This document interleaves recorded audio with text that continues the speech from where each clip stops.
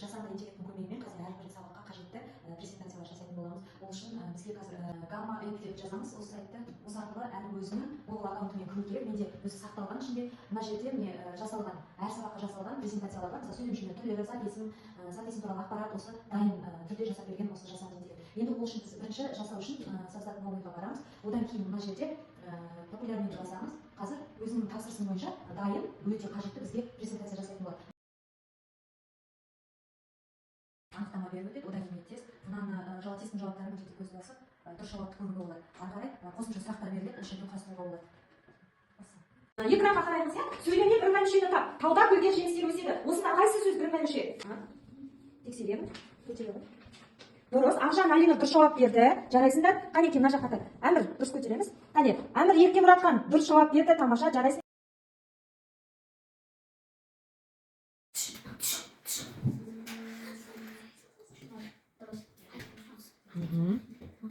Бай неге жауапқа кіргізген?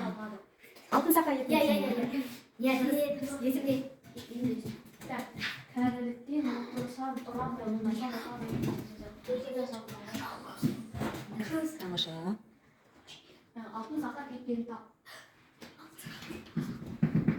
Оян. Қайында сөйлем мүшесі? Бастауыш. Ама, не алапа. Не найзағай. Не орман.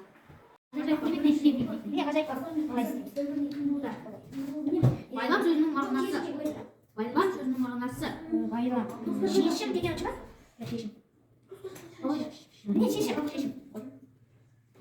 Тарақтай сөз дегеннің мағынасы. Нұрислам. Нұрисламға беріңдер. Кім оқы? Не? Асен мен Хасен бір-біріне кім болады? Достар болады. Ертегілер неше топқа бөлінеді?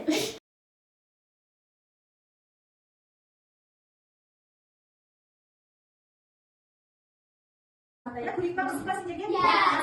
Кәне Алиновтың боялған суретін қазір көреміз.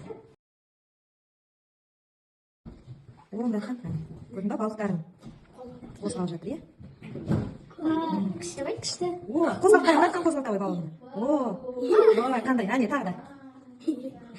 Балығым. Күшті. Жүйке жүйесі. Ой, ми. Жұлын. Жүйке жүйесі нелер құрайды? Ми, жұлын, және Жүйкелер жүйкелер. құрайды, иә? Алдырақ. Келесі беттен. Не көрдіңдер ма? Келесі. Келесі. Алдар келесі бетте.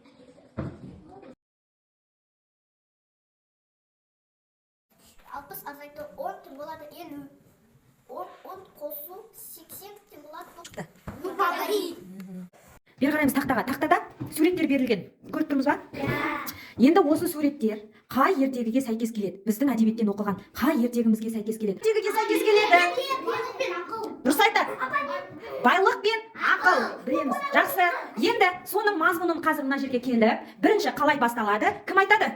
Бірінші кім айтып кете аласың? Айтып отыр. Ертеде бір шал болады. Онан 4 ұлы болады. Ал шал болады дейді ертеде. Қоямыз. Мынаны әкеп мына жерге қоямыз, иә? Ертеде бір шал болады дейді. Ары қарай. Онан 4 ұлы болады. Дұрыс па? 4 ұлы болады. 4 ұлды қоямыз. Ары қарай айтпаймыз. Ары қарай кім айтады? Ертеде